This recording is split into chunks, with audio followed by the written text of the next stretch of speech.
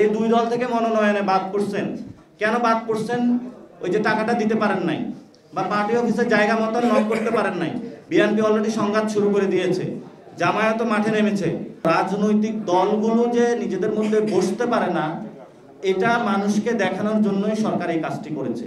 জাতীয় নাগরিক পার্টির পক্ষ থেকে আমরা স্বচ্ছ প্রক্রিয়া সরকারের সামনে দিয়ে রেখেছি তো টেবিলে, কিন্তু জামায়াত এবং বিএনপির মধ্যে মল্লযুদ্ধ মারামারি হচ্ছে। আপনারা জানেন যে বিএনপি তার দাবি দিয়েছে, জামায়াত তার দাবি দিয়েছে। আমরা তাদের এই এক টেবিলে বসানোর জন্য গতকাল 9 দল একটা মিটিং করেছিলাম। সেখানে গণতন্ত্র মঞ্চ প্লাস এবি পার্টি, জাতীয় নাগরিক পার্টি এবং গণ অধিকার পরিষদ আমরা সেখানে ছিলাম। রাষ্ট্র সংস্কার আন্দোলন গণতন্ত্র মঞ্চের মধ্যে আছে, আমরা সেখানে ছিলাম। আমরা তাদেরকে বলেছি যে আমরা বিএনপি এবং জামায়াতের সাথে বসবো।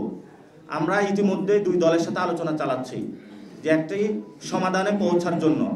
তো সমাধানে যদি না পৌঁছতে পারে, আমরা তো আমাদের সমাধান মানুষের সামনে দিয়ে রেখেছি যে কোন প্রক্রিয়ায় আপনি বাস্তবায়ন করবেন, এবং সেখানে যে গণভোট প্রশ্ন, নোট অফ ডিসেন্টের প্রশ্ন, আদেশের প্রশ্ন, আদেশটা কে জারি করবেন, সবগুলো প্রসেস আমরা দিয়ে রেখেছি। আমাদের জাতীয় নাগরিক পার্টির পক্ষ থেকে আমরা স্বচ্ছ প্রক্রিয়া সরকারের সামনে দিয়ে রেখেছি তো টেবিলে, কিন্তু জামায়াত এবং বিএনপির মধ্যে মল্লযুদ্ধ মারামারি হচ্ছে। আমরা মারামারি বন্ধ করার জন্য গতকালকে থেকে কিছু উদ্যোগ নিয়েছি। তো সেই জায়গাটায় আমরা বলবো যে রাজনৈতিক দলগুলো, সরকার আপনাদের কোর্টে বল ঠেলে দিয়েছে।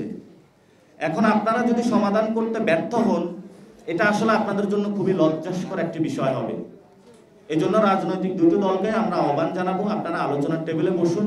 ইতিমধ্যে একটি দল আরেকটা দলকে আহ্বান জানাচ্ছে, কিন্তু কার সাথে কে বসবে সেই বিষয়ে তাদের মধ্যে কোনো কথা নেই। টানা তৃতীয়বার অর্জন করেছে দেশের সেরা সুপার ব্র্যান্ড স্বীকৃতি বসুন্ধরা টিস্যু। এই জন্য তারা আবার একটি দল বলেছে এটা সরকারের হলো সমাধান করতে হবে, রেফারি করতে হবে। কেন? রাজনৈতিক দলগুলো যে নিজেদের মধ্যে বসতে পারে না, এটা মানুষকে দেখানোর জন্যই সরকার এই কাজটি করেছে।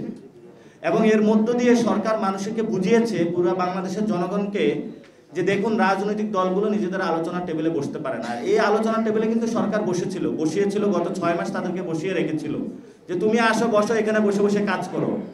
যখনই তাদেরকে ছেড়ে দিয়েছে, গিয়ে বলে যে যে জায়গায় বসেছিলাম ওইটা প্রতারণার টেবিল ছিলাম। তাহলে গত 6 মাস আপনি প্রতারণা করেছেন, এখন এসে বলতেছেন যে আমি প্রতারণার টেবিলে ছিলাম না। তা আপনিও তো প্রতারণা কর্মসূচির অংশ ছিলেন যদি এটা প্রতারণা হয়।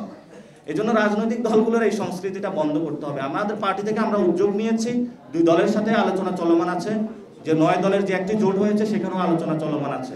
তবে জোট প্রশ্নে 9 দলের আমাদের একটি পলিটিক্যাল জোট হওয়ার সম্ভাবনা রয়েছে, অর্থাৎ গণতন্ত্র মঞ্চ প্লাস যে 3 দল রয়েছে সেটার একটি রাজনৈতিক জোট হওয়ার সম্ভাবনা রয়েছে। তো আমরা পুরো বাংলাদেশের সংঘাত বন্ধ করার আহ্বান জানাবো।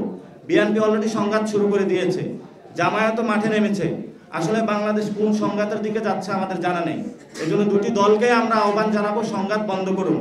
আর এই দুই দলের মধ্যে যারা বিভিন্ন রোড ব্লকেট করতেছেন, যদি আপনাদের মধ্যে কেউ ভালো মানুষ থেকে থাকে, যারা রোড ব্লক করে আগুন জ্বালায়, তারা তো ভালো মানুষ হতে পারে না।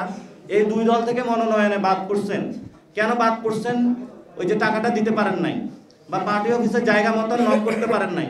আপনারা আমাদের জাতীয় নাগরিক পার্টিতে যোগাযোগ করবেন। যদি আপনারা ভালো মানুষ হন, তাহলে আমরা আপনাদের প্রার্থীটা দেব, এবং ইনশাল্লাহ জনগণের প্রার্থী থেকে এবার ভোট দেবে। কোনো সন্ত্রাস, চাঁদাবাজ, ধর্মীয় ফেসিবাদকে আগামী নির্বাচনে কেউ ভোট দেবে না।